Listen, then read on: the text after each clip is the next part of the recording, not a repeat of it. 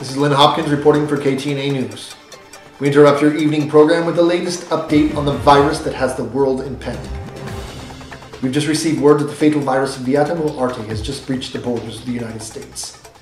Viata Moarte, which is loosely translated to mean the living death, was first discovered in Moldova in Eastern Europe nearly 1 year ago.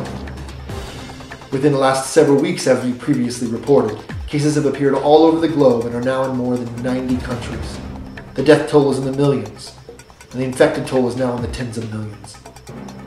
Just 1 hour ago, transportation and health officials announced that cases are being reported in the greater Baltimore area in Maryland. Despite CDC attempts to keep the virus outside the U.S. by visual screening, it is surmised that a passenger on Flight 1031 from Portugal transmitted the disease into the U.S. Officials are now suggesting that there are certain carriers of the virus that do not show symptoms themselves, making the virus that much more difficult to contain.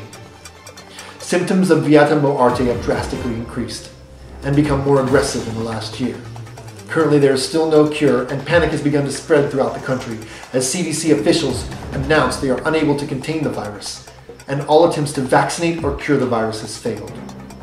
Symptoms now include cough, fever-like symptoms, lethargy, flaking skin, lesions, sunken eyes, bleeding from the mouth, skin discoloration, and increased aggressive behavior.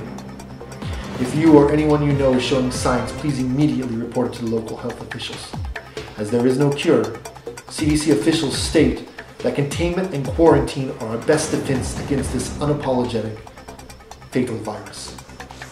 Police officials suggest that you remain at home, stay away from public areas, and do not travel for any unnecessary reasons. We now return you to your regularly scheduled program.